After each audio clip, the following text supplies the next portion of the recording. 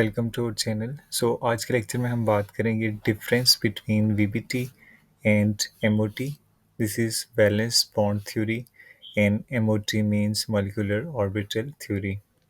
कुछ basic differences के ऊपर हम बात करेंगे। सबसे पहले हम वैलेंस बॉन्ड थ्योरी की जब हम बात करते हैं तो इसका एक पॉइंट होता है that only valence electron valence electrons are involved in bond formation।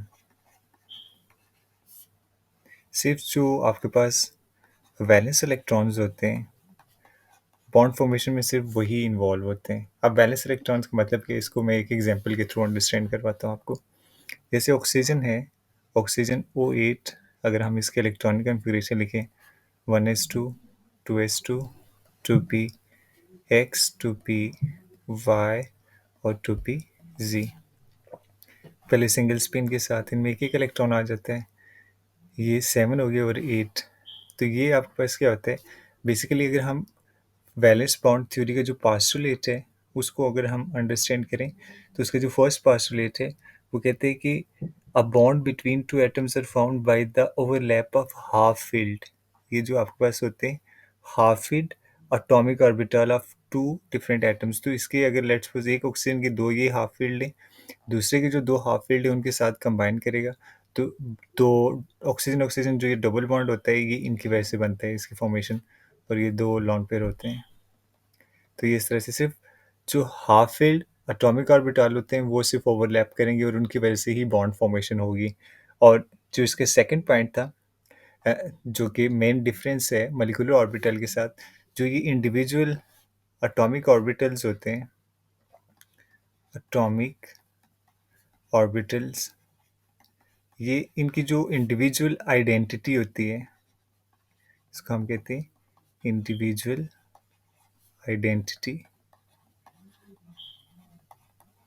वो रिटेन रहती है, वो चेंज नहीं होती। जब भी बॉन्ड फॉर्मेशन होते हैं तो ऐसा नहीं होता कि 2p y चेंज हो गया, किसी और ऑर्बिटल में चेंज हो गया। तो इनकी जो इंडिविजुअल आइडेंटिटी होती है वो रिटेन रहती है। अब हम सबसे पहले मैंने ये वैलेंस बॉन्ड का कंसेप्ट आपको समझा है, वीबीटी के थ्रू से कंसेप्ट आपको समझा है कि ये एक्चुअली क्या कहते हैं। फिर हम इसको एमओटी के साथ आप लिंक करेंगे, एमओटी क्या कहती है। जब आप एमओटी की बात करते हैं तो एमओटी उसके में ऑल इलेक्ट्रॉन्स इस केस में आपके पास आ जाते हैं यहाँ पे, all electrons of interacting atom of interacting atoms are involved in bond formation। कि जो बॉन्ड फॉर्मेशन होती है उसमें सिर्फ वैलेंस इलेक्ट्रॉन नहीं इन्वॉल्व होते, सारे के सारे जो इलेक्ट्रॉन्स होते हैं जो कि दो एटम इंटरेक्ट करते हैं वो सारे इन्वॉल्व होते हैं। और जो जो सेकंड पॉइंट है यहाँ पे, ये इसको मैं एज रिगार्ड करता हूँ as a second point.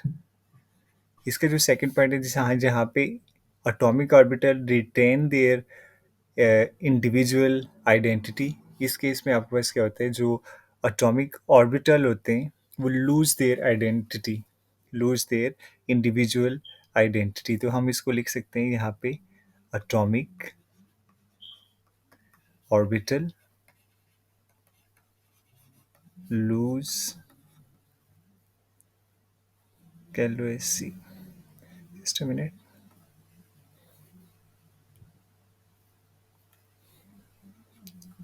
lose their individual identity. अब इसका मतलब क्या होता है कि जो आपके पास एटॉमिक ऑर्बिटल्स होते हैं, जैसे कि अगर हम बात करते हैं हाइड्रोजन की, H2 की बात करते हैं, तो अगर हम हाइड्रोजन के इलेक्ट्रॉनिक कन्फिग्रेशन लिखेंगे तो ये आपके पास 1s1 आ जाता है, ठीक है।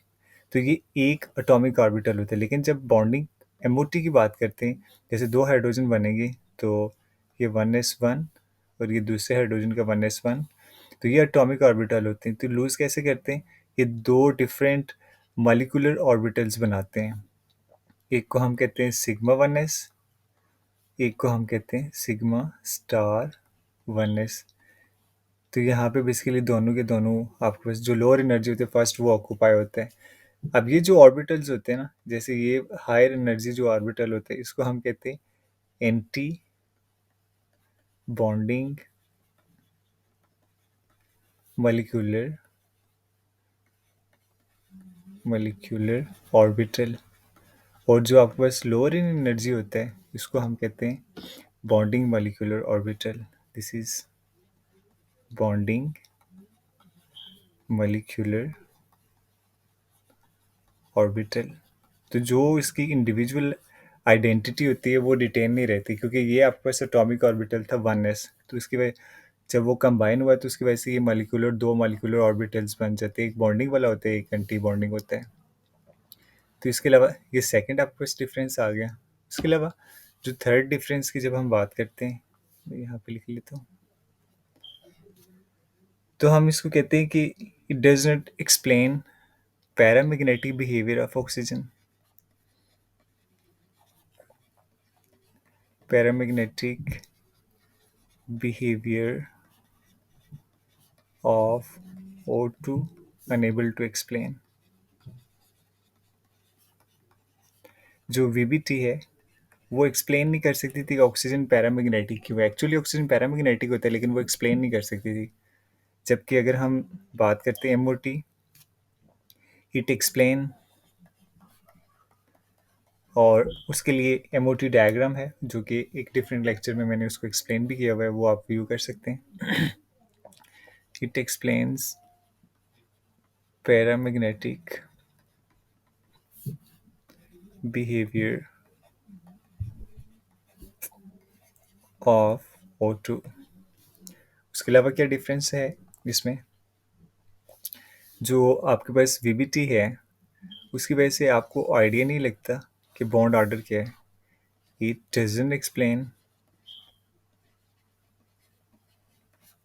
Explain bond order. Bond order का मतलब होता है नंबर ऑफ बॉन्ड्स, कि जो कितने बॉन्ड्स बन सकते हैं, दो जो एटम्स होते हैं इनके दरमियान में कितने बॉन्ड्स बन सकते हैं, उसको हम कहते हैं बॉन्ड ऑर्डर। तो वो ये एक्सप्लेन नहीं कर सकते थे, आप इसे आइडिया नहीं लगा सकते थे VBTC के कितने बन सकते। अगर तो सिर्फ वैलेंस इलेक्ट्रॉन्स इन्वॉल्व होते हैं बॉन्डिंग में, जैसे ये कार्बन है तो कार्बन 6, तो 1s2, 2s2, 2p(x), 2p(y) और 2p(z), तो इसमें एक और इसमें एक, तो ये आपके पास सिर्फ दो यहाँ पे आपके पास क्या होते हैं वैलेंस इलेक्ट्रॉन्स होते हैं जो कि हाफ फील्ड होते हैं। तो अगर हम बात करते हैं कि सिर्फ ये दो अगर बॉन्डिंग में इन्वॉल्व होते हैं तो कार्बन का जो बॉन्ड ऑर्डर होना चाहिए वो 2 होना चाहिए, लेकिन एक्चुअली कार्बन दो बॉन्ड नहीं बनाता, वो 4 बॉन्ड बनाता है। तो आप इसके थ्रू एक्सप्लेन नहीं कर सकते, VBT के थ्रू आप बॉन्ड ऑर्डर नहीं बता सकते। जबकि अगर आप MOT की बात करेंगे तो आप इजीली एक्सप्लेन कर सकते हैं थ्रू MOT डायग्राम। तो हम इसको लिख सकते हैं इट एक्सप्लेन बॉन्ड ऑर्डर। ये बॉन्ड ऑर्डर बताता है, और जिसकी वजह से हम आइडिया लगा सकते हैं कि जो whether whether the bond is single, double और ट्रिपल। सिंगल है, डबल है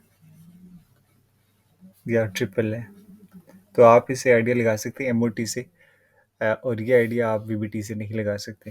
फाइनल डिफरेंस आप इसमें ये कर सकते हैं ऐड, कि जो हीलियम है, जो He2 जो होते हैं उस फॉर्म में एग्जिस्ट, आप इसको इसकी स्टेटमेंट इस तरह से बना सकते हैं, VBT unable to explain